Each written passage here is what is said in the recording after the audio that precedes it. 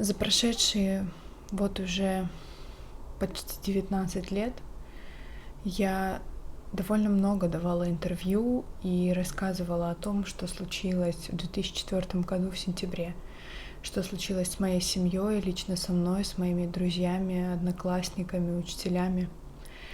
И так или иначе, все эти интервью были подстроены под определенный запрос, сценарий и так далее. И журналисты делали из этого рассказа то, что нужно им. И всегда, читая потом статьи или смотря какие-то видео, ты понимаешь, что какие-то важные вещи вообще не вошли в материал, какие-то вещи, которые ты считаешь важными и нужными, остались за кадром. Создавая свой YouTube-канал, я прежде всего хотела делать социальные проекты, рассказывать о том, что происходит с людьми, что происходит в их жизни, как они живут, что они переживают. И мне это интересно, и я хочу продолжать делать не только какой-то развлекательный контент, но и делать серьезные проекты, снимать такие видео, которые, возможно, помогли бы вам что-то понять, что-то узнать, переоценить и понять, что не все так радужно и прекрасно. И в том числе в моей жизни не все так радужно и прекрасно, потому что есть история, которая переломила всю мою жизнь на до и после, которая полностью переделала меня, перемолола мою семью, моих близких, моих друзей. И я хочу поделиться этой историей. Я хочу рассказать все как есть, без какого-то сценария, без какого-то монтажа, без подбирания правильных слов, без прикрас. Все как я это помню, что я помню, что случилось после и как мы живем сейчас. Прежде всего, я это, безусловно, делаю для себя, потому что какие-то вещи забываются, что-то как-то уходит из памяти, но и ты ловишь себя на этом и понимаешь, что нет. Я хочу помнить каждую мелочь, я хочу помнить все, и потому что пока я помню людей, пока я помню своих брата и сестру, значит, я сохраняю память, значит, в моих силах сделать что-то, что в будущем, возможно, может предотвратить такую же трагедию. Сейчас в этом видео я расскажу, что было, что происходило все 3 дня, как это было со мной, с моей семьей. Это сложно, честно, я уже не первый раз сажусь записывать это видео, но понимаю, что это нужно, и я хочу высказаться, я хочу поделиться этой историей, я хочу от себя это немножко отделить, и, наверное, возможно, это самое важное, что нужно сделать сейчас.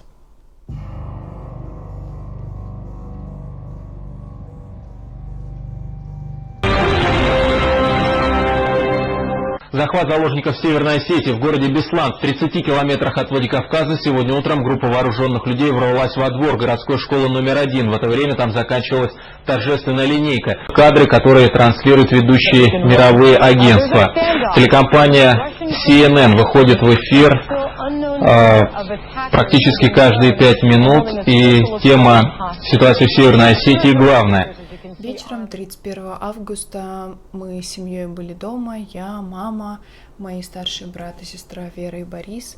Мы готовились к завтрашнему дню, к 1 сентября, готовили одежду и договорились о том, что после линейки Борик с Верой сразу же уйдут после своего выступления, а я уйду, как все закончится, как закончится линейка, как только нас отпустят. Мы все собирались уходить к нашей бабушке, потому что в этот день, 1 сентября, была годовщина смерти нашего дедушки. Так сложилось, что с самого начала 1 сентября не было для нас праздником, потому что 1 сентября 2002 года умер наш дедушка, и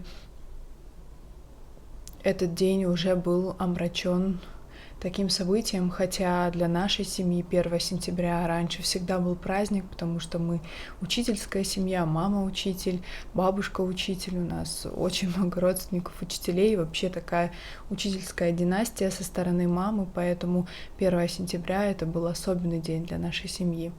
Но вот после 2002 года, к сожалению, это поменялось, а после 2004 года 1 сентября, к сожалению, ассоциируется только с чем-то отрицательным. Мы договорились о том, что сразу после линейки идем к бабушке, встречаемся там, будем поминать дедушку. Борик с Верой должны были выступать на линейке, они должны были танцевать, но дело в том, что у Борика была очень сильная температура, он заболел, и мама сказала, что, ты не можешь подвести, да, нужно выступить, потому что готовились, репетировали, все этого ждут, поэтому ты выступишь, и вы сразу уйдете с Верой к бабушке. План был такой. Мы легли спать, и с 31 августа на 1 сентября мне приснился сон.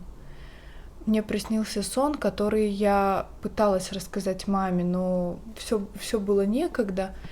Мне приснился сон такой, что звонит телефон, берет мама трубку, и тетя на той линии говорит, что дедушка заболел, ему плохо, он умирает, приходите к нам.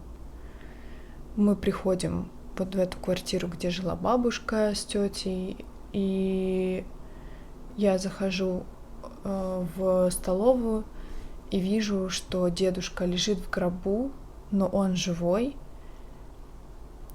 и ему холодно, он натягивает какую-то маленькую шапочку на себя и говорит слова: «Борик, Вера, можете прийти ко мне, лечь со мной, согреть меня, мне холодно».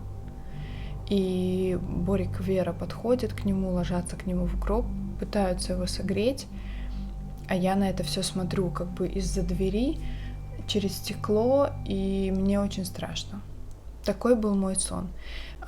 Мы проснулись утром 1 сентября, пока собирались, я пыталась маме рассказать этот сон, она как-то отнекивалась, говорила, что некогда, потом. Мы собрались, оделись, пришли в школу мы одни из первых, потому что, учительские дети и учителя — это очень ответственные люди. И мама никогда не опаздывала, поэтому мы всегда приходили рано. Мы пришли в школу, у мамы был самый первый кабинет. Сразу, когда заходишь в главные двери школы, по правой стороне первый кабинет, это был мамин кабинет. Из него вытаскивали стулья и столы, которые потом стояли на улице для линейки, а на них стояла аппаратура. Мы пока были вместе с мамой в классе, Вера переоделась в платье, Борик тоже там надел, по-моему, другие туфли, что ли, не помню. И мы какое-то время провели с мамой в кабинете ее, и дальше уже разошлись по своим классам. Все как всегда, встреча с одноклассниками после долгого лета, как дела и все такое. И тут мне мой одноклассник Георгий предложил сходить с ним в магазин, купить что-нибудь вкусненькое. Естественно, я согласилась. Мы пошли рядом со школой, был магазин, мы его называли «Зеленый», насколько я помню, потому что у него были ворота зеленого цвета, двери. И мы с ним зашли туда, и он купил какие-то мармеладки. Он мне дал одну, и мы вернулись с ним уже в школу, и буквально минут, может быть, через 2-3 мы начали выстраиваться на улице в торжественную линейку. И через какое-то время нам дают сигнал о том, что пора выходить на улицу и строиться в линейку. Сколько это было по времени, мне сложно сказать. Я помню, что это было утро. Наверное, не знаю. Не буду врать, не помню, сколько было времени. Часов у меня не было, поэтому сколько было времени, я не знаю. Мы вышли на улицу, встали в строй, и я стояла где-то позади, поэтому мне мало что было видно, что происходило на площадке, но мы какое-то время стояли, пока все строились. Включилась музыка, буквально проиграла она, ну, может быть, несколько секунд, и в это время начался какой-то грохот, музыка выключилась, очень сильный громкий звук, и все бегут. Все бегут, я не понимала, что делать, как себя нужно вести, и я увидела, что все побежали в сторону школы по вот этому пространству возле спортивного зала. И, ну, я подумала, что раз все туда бегут, я тоже туда побегу. А мы стояли, наш класс стоял как бы ближе к центральному входу в школу, то есть мы стояли как бы боком, по правую руку у нас был спортзал, получается. И мы побежали, я побежала туда со всей толпой. Оказалось, что мы все бежим в сторону спортзала. Там была дверь между спортзалом и основным зданием школы, была дверь, и эта дверь была закрыта. Началась очень сильная давка, был какой-то грохот. Я не понимала, что происходит, потому что я не видела ни террористов, никого. Я просто слышала вот такой вот грохот, как будто бы взрывается какой-то фейерверк. И очень сильная была давка, все как-то зажимали, кто-то начал плакать, потому что давили очень сильно, мы были маленькие, я тогда была во 2 классе, и было невозможно как-то пробраться, люди кричали, и в какой-то момент я развернулась назад, и в щелочке увидела человека в камуфляжной одежде с автоматом, в маске. Я не поняла, кто это, но поняла, что что-то здесь не так. Какое-то время была вот эта давка, я услышала, что начали ломаться стекла, и люди стали запрыгивать в окна и таким образом попадая в школу. Я продолжала быть в этой давке. Через какое-то время открылась дверь, и я попала в здание школы через эту дверь. Мы не побежали сразу в спортзал, то есть мы попали в здание и сразу начали разбегаться кто куда. Я бежала просто по коридору, через столовую, в крыло другое, самое дальнее, в котором я никогда не была, но я видела, что люди туда бегут, и я подумала, что, наверное, там, может быть, есть какое-то укрытие, можно спастись, побегу тоже туда. Я прибежала в кабинет, это был кабинет, по-моему, это был кабинет домоводства, очень было там много цветов, что-то рукодельное. И я захожу в кабинет и вижу, что там очень много уже людей, и народ сидит под партами. И кто-то мне говорит, что иди сюда, иди сюда. Я тоже залезла под парту, и какое-то время мы там сидели.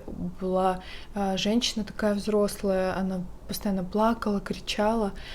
И тут в кабинет заходит бандит и говорит, что все на выход, все идем в спортзал.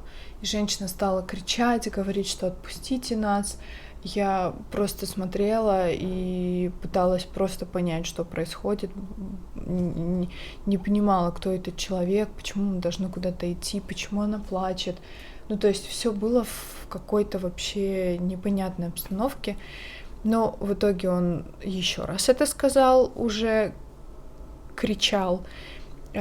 И мы все вышли из кабинета и пошли в спортзал. Я пыталась найти маму, я выглядывала, где же мама, спрашивала у парня в коридоре, по-моему, это был наш сосед. Я у него спрашивала, я говорю, ты не видел, где мама? Он говорил, что нет, я не видел. И таким образом, когда мы подошли уже ближе к двери, которая вела в спортзал, я увидела мою сестру Аню, это моя двоюродная сестра, и я увидела ее и говорю, Аня, ты видела маму? Она говорит, нет, пошли вместе искать. И мы вместе с Аней зашли в спортзал. Когда мы зашли в спортзал, с ней уже там было много людей, все кричали, бегали, суетились, не знали, что делать. И спортзал все больше и больше и больше наполнялся людьми. И тут Аня увидела маму мою, мы подошли к ней, мама сразу увидела Аню, обняла ее, что-то спросила. Я кричу, мама, она даже не реагирует на меня. И тут в какой-то момент она на меня посмотрела и узнала, что, ой, Иришка, ты тоже здесь. И таким образом мы встретили маму, а мама в это время просто стояла, пыталась успокоить детей, людей и как-то рассадить. Мы встретились с мамой, и мама сказала: пойдемте искать место себе. В итоге мы втроем сели под кольцо. А сейчас на этом месте есть еще дырка в стене, поэтому это место легко найти. Мы сели там. Сидели втроем какое-то время, и первые несколько часов были, даже первый час, наверное, был просто какой-то непонятный, было жутко шумно, очень много было людей в спортзале, и люди все приходили, усаживались. И еще до того, как нас начали минировать, мы сидели, и основная часть людей сидела, сидели мы у стены, дальше был небольшой проход, и была такая основной такой прямоугольник, где сидело большинство людей. И вот на краю этого прямоугольника сидел мужчина, который был в такой белой одежде, белые брюки, белая рубашка. Я помню, что рубашка была с коротким рукавом, и он все время сидел и как-то вот суетился немного. И в какой-то момент он резко встал и выбежал в двери открытые. И возле нашего места были открытые двери, которые вели на улицу. Он выбегает в эти двери, я это увидела, смотрю, пытаюсь увидеть, где он там. И террорист это увидел и стал ему стрелять вслед, но я не видела, он попал в этого мужчину или нет. И террорист развернулся потом к нам всем и сказал, что я его убил, если рыпнетесь, с вами будет то же самое. И мы продолжали сидеть. А к этому времени уже был убит один человек в спортзале. Это был мужчина Руслан Петрозов, который пытался во время того, как нас загоняли уже в спортзал, он пытался как-то успокоить людей, я так понимаю, говорил что-то на осетинском языке, и, видимо, это как-то не понравилось террористам, что он как-то проявлял какую-то активность, и они его застрелили прямо в спортзале, и когда мы уже сидели, он просто лежал, истекая кровью прямо по центру спортзала, и он был, такой первой жертвой, по крайней мере, жертвой, про которую знали мы. К этому времени, насколько я понимаю, были уже убиты и за пределами спортзала тоже, но мы про это ничего не знали.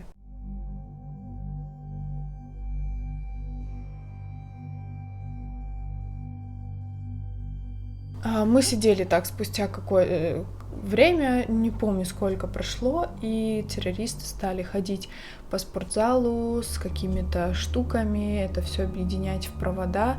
В общем, они нас начали минировать.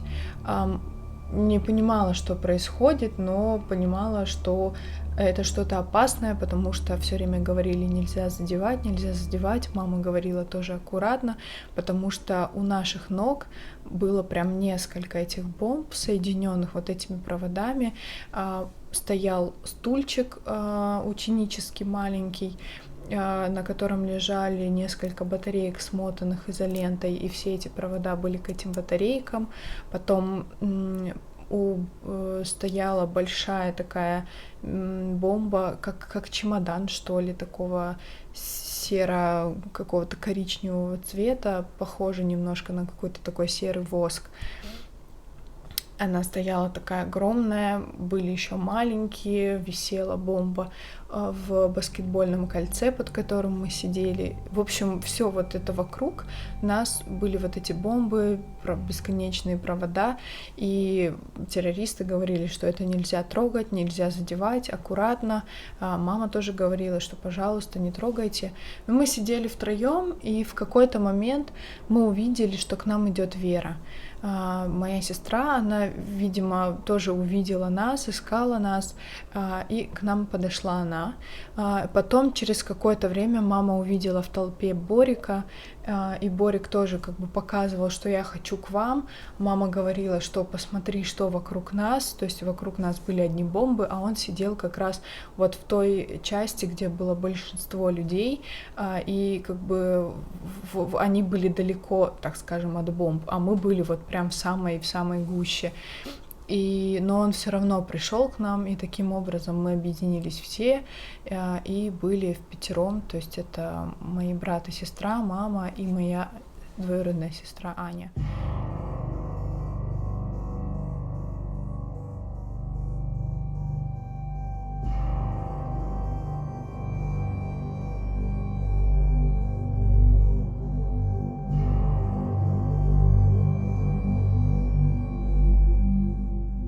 Было непонятно, я не понимала, что происходит, что вообще, кто эти люди, почему мы взаперти, было очень жарко и вообще невозможно. У нас были, еще это был первый год, когда в школе ввели форменные платья, и было очень жарко в этих платьях. Мама нам пошила форму, а она была такой из шерстяной ткани, и было вообще невозможно. Еще и в Беслане достаточно жарко в сентябре, то есть это 30-градусная жара, спортзал как бы это отдельное помещение, которое накаляется. Мама пыталась нас успокаивать, мама пыталась нам что-то рассказывать, отвлекать от всего. И ей в какой-то момент самой было плохо, мы ее обмахивали какими-то там тетрадками, что-то, какими-то листиками. Боевики попросили кого-то из учителей физкультуры, по-моему, это был Иван Константинович, включить вентиляцию, которая есть в спортзале. И тут она включилась, и они так перепугались, потому что она очень сильно шумела, был такой гул от нее. От нее не было вообще никакого толку, потому что столько народу, все равно было душно. Но вот она создавала вот этот гул, и они прям перепугались в тот момент, когда ее включили. Но им там кто-то из заложников сказал, что это включилась просто вытяжка. И в зале сидит больше 1000 человек, и дети кричат, все кричат, разговаривают. Террористам это не нравилось, им не нравилось, что так шумно, и они говорили, что замолчите. Еще первое время их слушались, потом, когда они поняли, что люди уже не реагируют на это, они били прикладами автоматов в пол, и как бы таким образом затыкая людей. И первый день был достаточно сложный, не давали пить, нельзя было выходить в туалет, но иногда в какие-то моменты ходили женщины, которые собирали детей, маленькую группу детей, и можно было выйти в туалет. И таким образом нам удалось сходить в туалет. Я вот не помню, по-моему, это был первый день.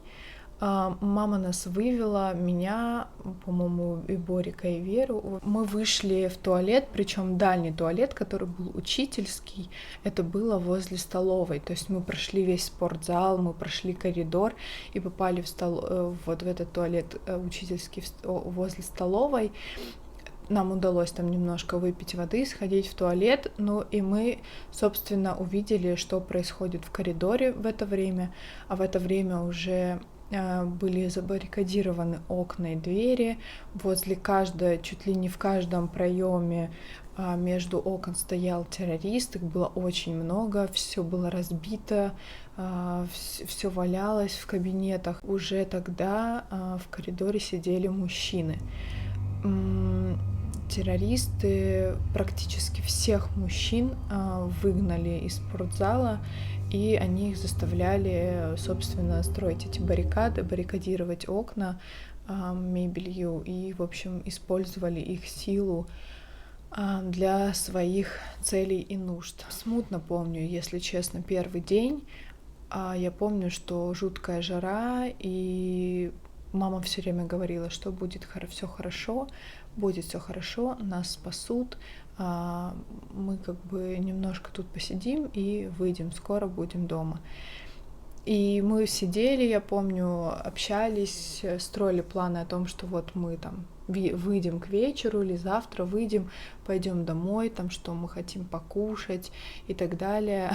Еще то ли Вера, то ли Аня, не помню кто, говорили о том, что как хорошо, что завтра не будет уроков.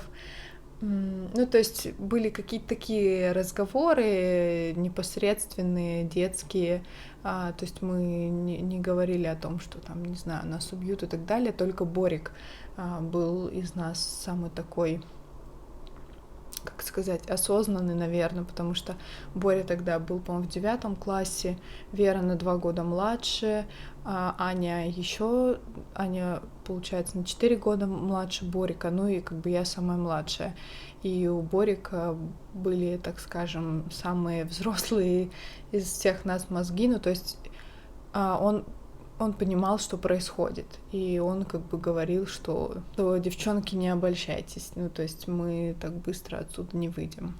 Ему было очень плохо, он весь горел, у него была температура, не давали пить, и он просто все время лежал, еле-еле, мама все время его отдергивала ноги, потому что его ноги упирались в эту большую мину, и он ее мог задеть. Мы, кстати, я пока сидела в этом месте, пока мы сидели под кольцом, думала о том, что нам удобно сидеть, о том, что у нас есть спина, стена, и мы можем на эту стену облокотиться.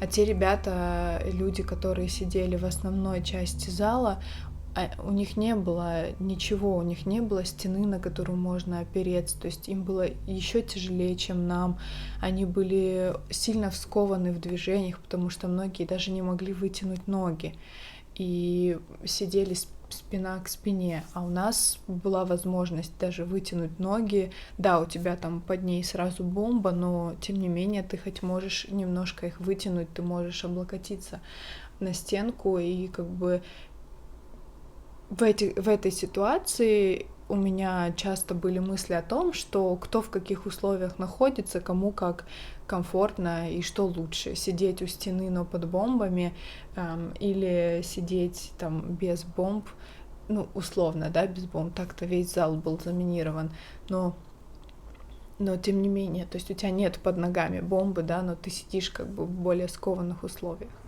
Мы сидели и все мечтали о том, что нас кто-нибудь спасет, что кто-нибудь за нами придет. И в первый же день я думала о том, что происходит снаружи. В нашем зале когда-то давно был ремонт, и там не было стекол, ну то есть окна были не из прозрачных стекол сделаны, то есть там был какой-то мутный пластик, и ты не понимал, что происходит за окном. То есть ты видел сейчас день или ночь, но что-то разглядеть там было вообще невозможно.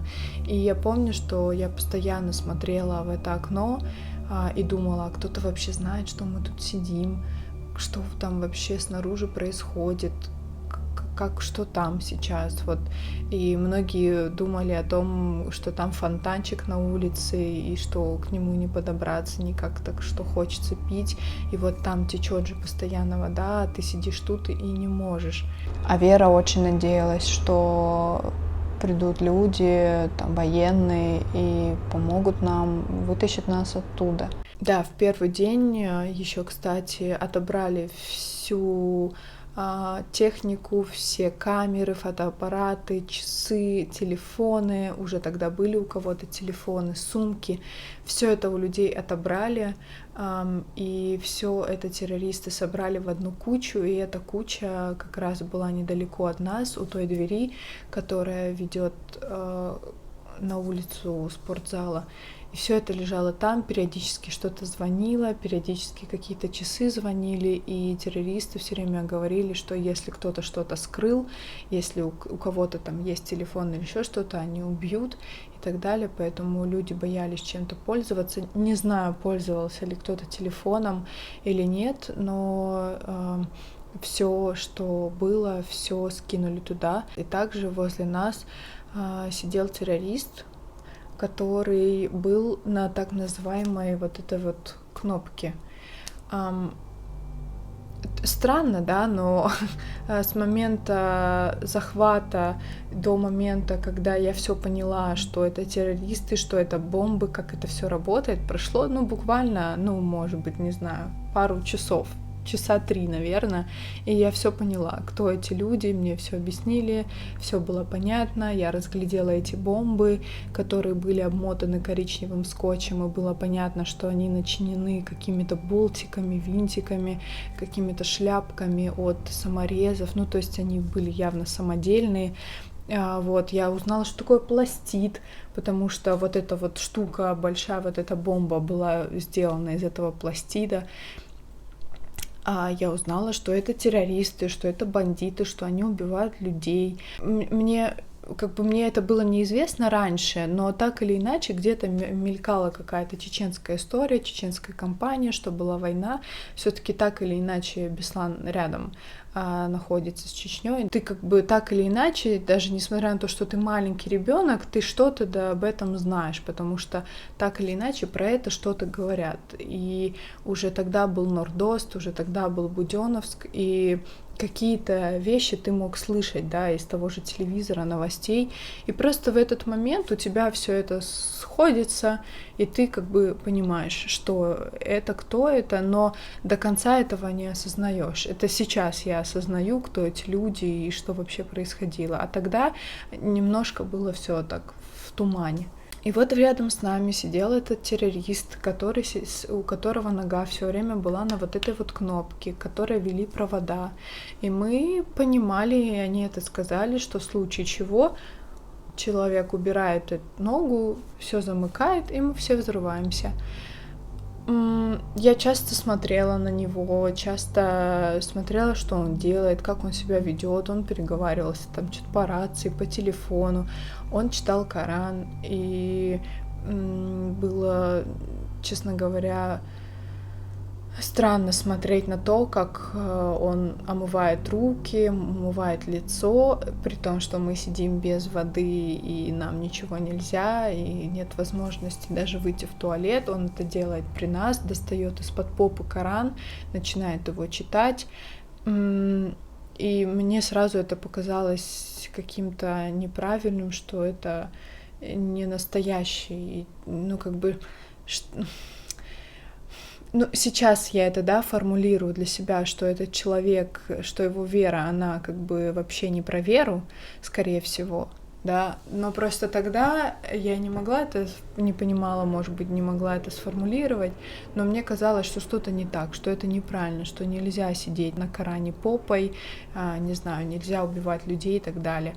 Мама пыталась говорить с этими бандитами, пыталась узнать, что, зачем, почему. Я просто наблюдала, я просто смотрела за тем, что происходит, как они себя ведут, что они едят. У них рядом с нами, вот там, где сидел этот мужчина, рядышком были спальные мешки, они там спали, они там кололись, то есть я видела шприцы, я не знаю, с чем они были, но тем не менее было видно, что они как-то что-то себе вкалывают, они там ели, то есть у них были какие-то сникерсы, батончики, и я просто смотрела на них и старалась, я не знаю зачем, но пыталась какие-то приметы, что-то увидеть. То есть один там террорист был с каким-то пятном на шее, то ли шрам, то ли родимое пятно, и он был в таком камуфляже более синего цвета. Другой там террорист, например, был полностью в черном и не говорил ни по-русски, ни по-чеченски, то есть он, скорее всего, был иностранец. Были те террористы, которые ходили только в масках, были те, которые маску заворачивали и носили как шапочку. То есть я смотрела и пыталась запоминать какие-то детали. Мы не знали, зачем, почему, какие условия. Вот не помню, в первый день, по-моему, передавали записку террористы о том, какие они условия выдвигают, да, что им нужны там определенные люди, которые отвечают за какие-то которые высокопоставленные чиновники, так скажем. Честно говоря, у меня немножко смутно это помню, какие-то моменты, что было в первой, что во второй, потому что все это сейчас немножко слилось, и очень сложно вообще во времени разобраться. По-моему, тоже это было 1 числа, они поставили телевизор. И если вы когда-нибудь смотрели что-то про Беслан, вы, наверное, видели хронику из Беслана, из самого спортзала. Эту хронику снимали сами террористы, снимали на камеру, которую отобрали у одной семьи. И, собственно, эта камера в итоге ее нашли спецназовцы и передали. Поэтому вы видите эти хроники. Но когда мы были внутри спортзала, террористы принесли телевизор туда и поставили его недалеко от нас, там, где дверь в тренажерный зал, где там шведская стенка, туда поставили телевизор. И они пытались подключать камеру к этому телевизору, они смотрели там новости, то есть какую-то информацию оттуда получали, и, собственно, получив информацию о том, что когда по телевизору сказали, что у нас в заложниках 334, по-моему, или 354 человека. А сейчас мы связываемся по телефону с нашим специальным корреспондентом Маргаритой Симонян, она находится на месте. Маргарита, какие у вас новости, рассказывайте. Новости плохие, к сожалению, заложников не десятки человек, как вы сказали, не 120, как заявляли ранее. Буквально несколько минут назад к нам вышел министр внутренних дел Северной Осетии, и он сказал, что заложников, видимо, человек 300-400. Это дети вместе с родителями, все они держатся сейчас в школе, сюда продолжают прибывать их родственники, их близкие, здесь очень много людей. Они были жутко злые, то есть они были просто в каком-то вообще озверевшем состоянии, и нам было сказано, что вот сейчас мы возьмем 354, отберем, остальных всех расстреляем. И тогда наш директор Лидия Александровна Цалиева просто, не знаю, мне кажется, если бы не она, они бы так и сделали. Ее вывели, она встречалась с террористами. Есть также, кстати, это на съемках, на хронике, и она говорила о том, что она их пыталась как-то вразумить, чтобы они никого не трогали, пыталась сказать, что, возможно, это посчитали только начальную школу, что, пожалуйста, не трогайте детей и так далее. В общем, каким-то образом ей удалось их как-то убедить в том, чтобы они не трогали нас, что это какая-то ошибка и так далее, что пожалуйста, не трогайте моих детей. И она стояла на коленях и умоляла. Вот я не помню, это был 2-й день. Наверное, это был уже 2-й день, скорее всего. Потому что в этот день зашел в школу Аушев, и вывел людей. Также 1 сентября вывели грудничков из спортзала, потому что они очень сильно плакали. Они кричали просто на весь спортзал. Террористы вывели мам с грудными детьми в соседние помещения, там были раздевалки, и они сидели там. И, безусловно, игра в зайчики, которая была тоже начиная с 1 сентября, они заставляли людей держать руки зайчиком, то есть за головой, взрослых только, детей не заставляли, только взрослых заставляли сидеть так просто часами. И говорили, что играем в зайчиков, руки за голову. Да. Кстати, удалось поспать, несмотря на то, что постоянно горел свет, нам удалось поспать, мы все спали, у мамы на ногах лежали. Не помню, сколько спали, всю ночь или нет. Время, правда, очень сильно потерялось, и ты не понимал, что сколько времени, сколько ты сидишь и так далее. В первый день еще давали пить воду, ходили ребята, старшеклассники с ведрами и там со стаканчиком одним, и зачерпывали воду и давали. Так Боре удалось попить немножко, мы там по глотку сделали. И еще есть некоторые уточнения. 15 человек, дети, которых якобы отпустили террористы, их никто не отпускал. Это дети, которым удалось в какой-то момент спрятаться в котельной, и потом они просто из этой котельной потихонечку убегали. Это был первый день, и у нас еще были мысли о том, что все закончится мирно.